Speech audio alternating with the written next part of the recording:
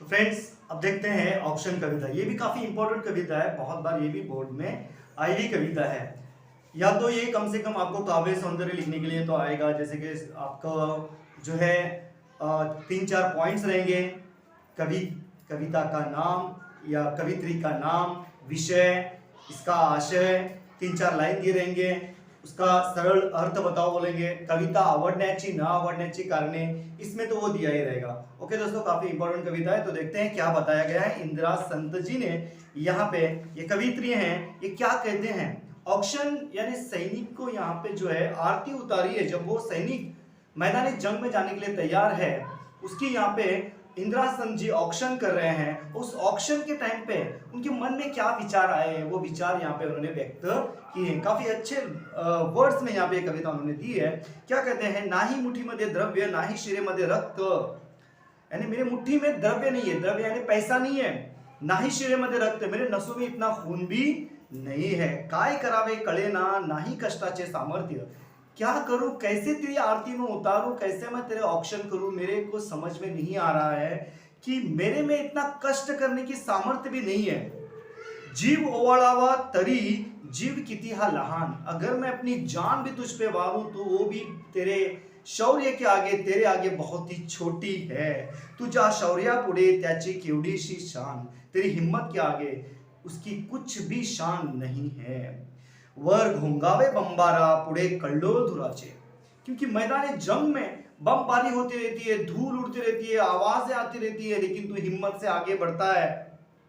धड़धड़त्या तोफातून तुझे पाऊल जिद्दीचे, तोफ यहाँ पे उड़ रहे हैं लेकिन तू पीछे नहीं हटता है, तू हमेशा अपने कदम आगे ही बढ़ाते रहता है। तुझी विजयाची दौड़ डोळे भरून पहावी, तेरी ये जो दौड़ है कामयाबी की, मैं बहुत जी भर कर देखना चाहती हूँ। डोळ्यातून आसवांची जोत जोत पाजळावी, मेरे आंखों से जो है फिर खुशी के वो आंसू आएंगे तेरी जीत देखकर, और वो आंसू जो है एक दिए का काम करेंगे, एक जोत बनकर तेरे को अंधेरे में जो है रोशनी देने का काम करेंगे। अशा असंख्य ज्योतींची तुझ्या मागून राखण, ऐसे हजारों ज्योतियां जो है तेरे पीछे हैं, उनकी दुआएं तेरे पीछे हैं। दीन दुबळ्यांचे असे असंख्य ज्योतींची तुझ्या मागून राखण, दीन दुबळ्यांचे असे तुला एकच ऑक्शन।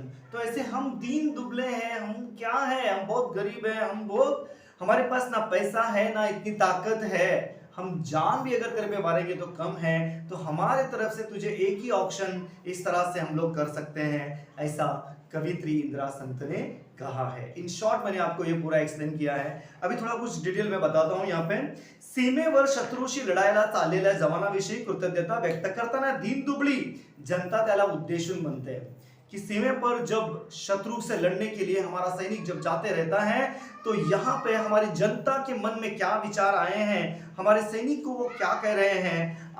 आमचे तुझ्यावरील प्रेम व्यक्त करण्यासाठी आमच्याकडे धन दौलत नाही, हमारी जनता कह रही है कि हमारा जो प्रेम है तेरे ऊपर वो व्यक्त करने के लिए, वो बताने के लिए हमारे पास कोई धन दौलत तो नहीं है। मुठी मुठीतून तुझ्यावर दौलत उचलावी अशी स्थिती आमची नाही, इन मुट्ठियों से तेरे ऊपर दौलत वार देने के लिए हमारी ख्वाहिश तो है, लेकिन इतनी दौलत हमारे पास में नहीं है। आमच्या रक्तवाहिन्यांमध्ये पुरेसे रक्त ही नहीं है, हमारे नसों में इतना खून भी नहीं है, इतना ब्लड भी नहीं है।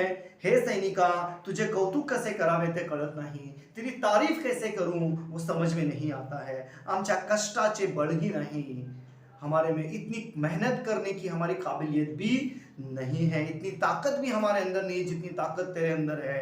खरे तर तुझ्यावर जीव कुर्बान करावा असे तुझे शौर्य आहे, सच मानो तो तेरी हिम्मत इतनी है कि तेरे पे जान मारनी चाहिए।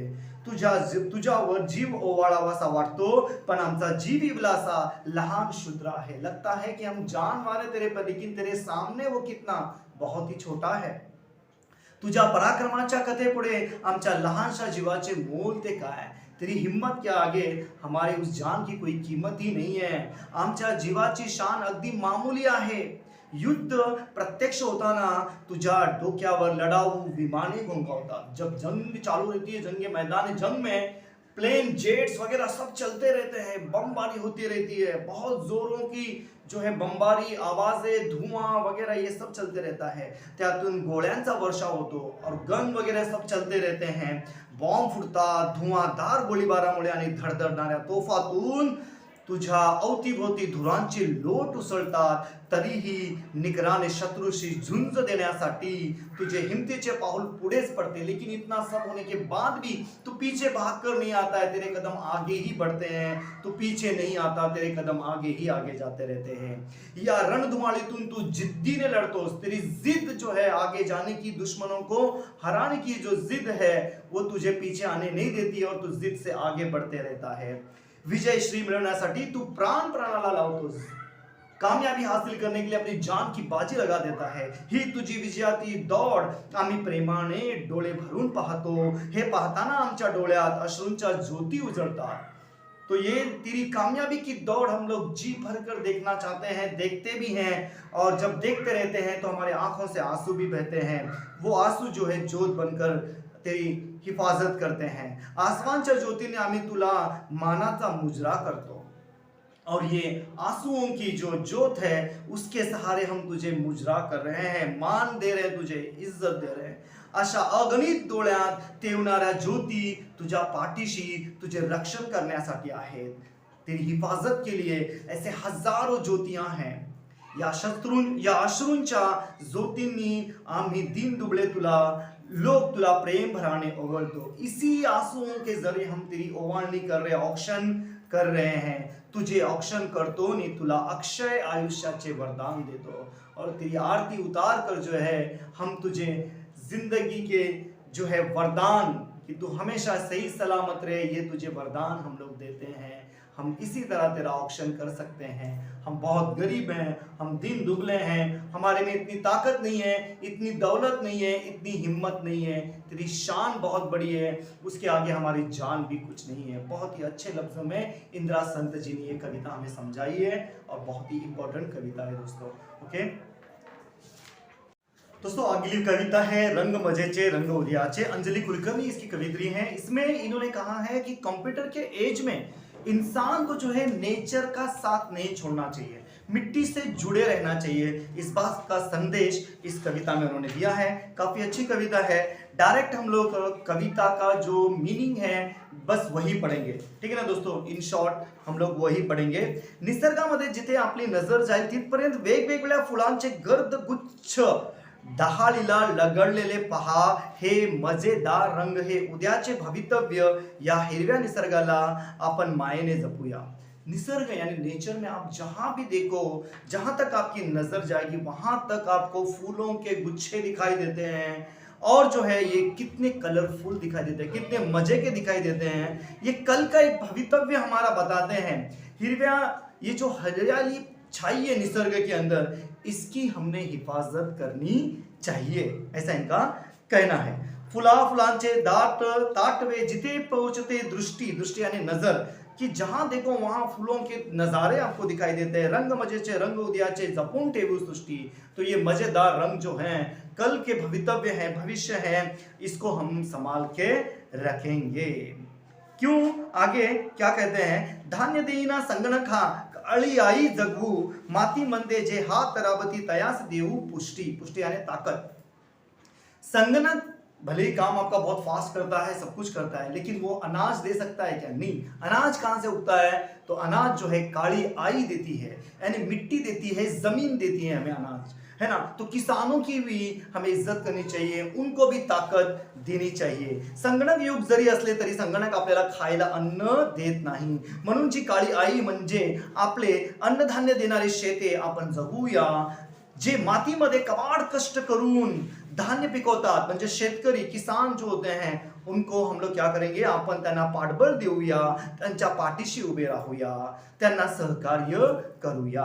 आगे की लाइन में क्या कहते हैं. उधळून फेकू बिया डोंगरी, रुसतील देशी झाडे, गच्च माजतील राणे, होईल आबाळातून वृष्टी, रंग मजेचे रंग उदयाचे.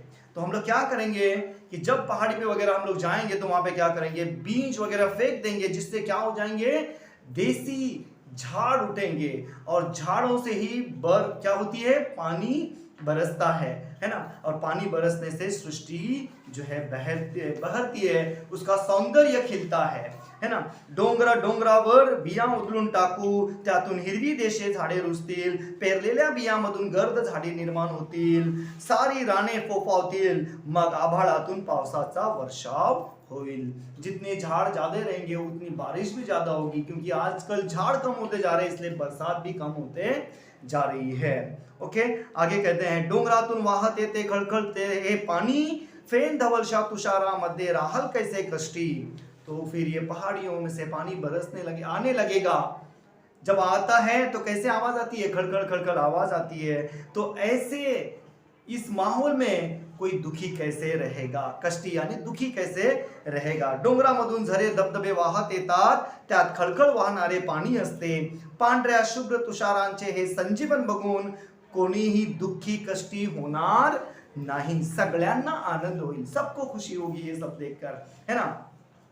आगे मिळेल पैसा मिळेल दौलत यंत्राच्या संगती, आबाळाच्या छत्राखाली एक अनोखी तुष्टी। आपको यंत्र पैसा जरूर देगा, दौलत बहुत मिलेगी यंत्र के साथ में, लेकिन जो असली मजा है, जो हकीकत में जो शांति है, वो आसमान के नीचे ही, खुले आसमान के नीचे ही मिलती है। यंत्राच्या सोबतीने त्याचबरोबर हिरव्या रानामुळे धन दौलत मिळेल, आबाळाच्या सावलीखाली एक निराळी तृप्तता, एक वेगळे समाधान होईल।